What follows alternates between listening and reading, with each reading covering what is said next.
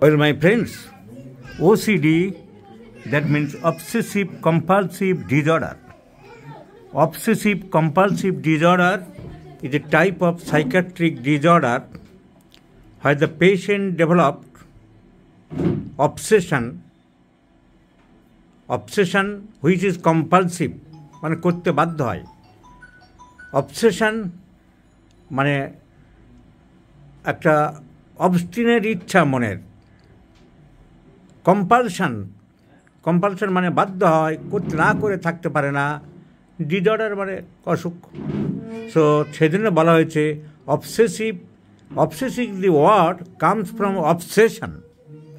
So obsessive compulsive disorder, যেমন একটা লোক হাঁটতে হাঁটতে বাড়ির থেকে অফিস পর্যন্ত 20টা মন্দির পেলে 20 বার প্রণাম করবে, 5 মিনিট ধরে দাঁড়াবে, আর ডান দিকের হাতটা নিয়ে বুকে ঠাকায় কেন আমি জানি না। আমি নিজে অনেক চেষ্টা করেছি, প্রণাম টনাম করে নয় আলাদা, বুকে ঠাকায় হাতটা অনেকে, আমি জানি না কি মানে আছে, যারা সব ধর্মকর্ম বোঝে তারা হয়তো বুঝবে। সো এই যে টেন্ডেন্সি অবসেসিভ কম্পালসিভ, মানে আমি প্রত্যেকটা মন্দির দেখলেই একবার করে ঠাকুরকে প্রণাম করব। 3 তলায় উঠবে, প্রত্যেকটা স্টেপ সিঁড়ি গুনে গুনে উঠবে। হাত ধোয়া মিনিটে কোনো একটা কাজের একটা বই ধরলো, হাত ধুয়ে ফেলবে। একটা কাপড় ধরলো, হাত ধুয়ে ফেলবে।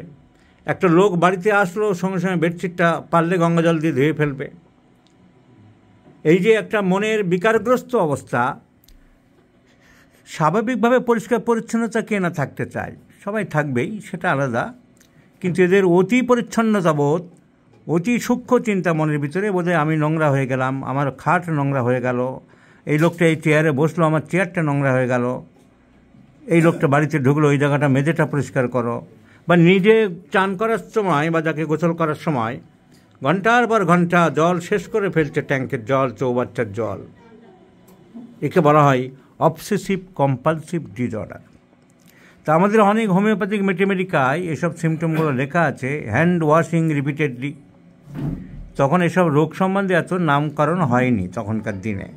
এখন মডার্ন সাইকিয়াট্রিক মেডিসিনে এর নাম হচ্ছে অবসেসিভ কম্পালসিভ ডিজর্ডার। যেমন ট্যারেন্টুলা হিসপেনিয়া, স্ট্রামোনিয়াম বাচ্চাদের যেসব অবাধ্যতা, অসভ্যতা, উগ্রতা, এগুলো হচ্ছে এখন মেডিকেল সায়েন্সে সব নাম হয়ে গেছে সাইকিয়াট্রিক ডিজিজে। তখন কিন্তু দেখুন আমাদের কোনো নাম ছিল না, সিমটমই বলা আছে। এখন যেমন লেখা আছে অ্যাগ্রেসিভ বিহেভিয়ার, এই সমস্ত আছে। তো এই সব রোগে অ্যালোপ্যাথিতে কোনো নির্দিষ্ট ওষুধ নেই, ওই নার্ভ ডিপ্রেসিভ ওষুধ দেয় যা কিনা ক্ষতি হতে আরম্ভ করে।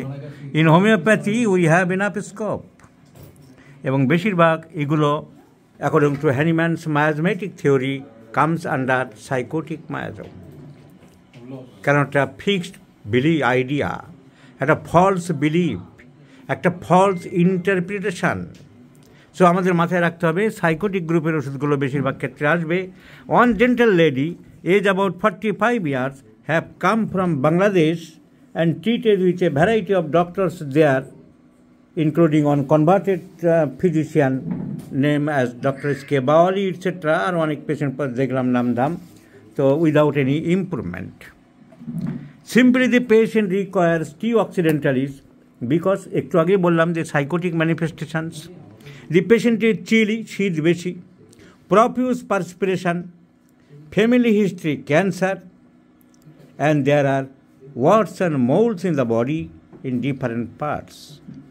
So on considering the disease view, on considering the miasmatic point of view and the general symptoms of the patient, chilly, profuse perspiration and warts and moles all over the body, and in the family history there is also psychotic manifestations, the patient requires T occidentalis. So পেশেন্টের আমি দেখাবো না, কারণ এটা sensitive disease. এবং আরও আছে টি accident symptoms. Dreamed of dead persons, dreams of dead persons are two important medicines, anacardium orientalis, T occidentalis, and lacutis sometimes. And the patient are also very suspicious. These types of patients become suspicious because they are psychotic in nature. So my preference of medicine is T occidentalis on 50 millisiemens scale of potency. Let's see the result. I shall share you, my friends.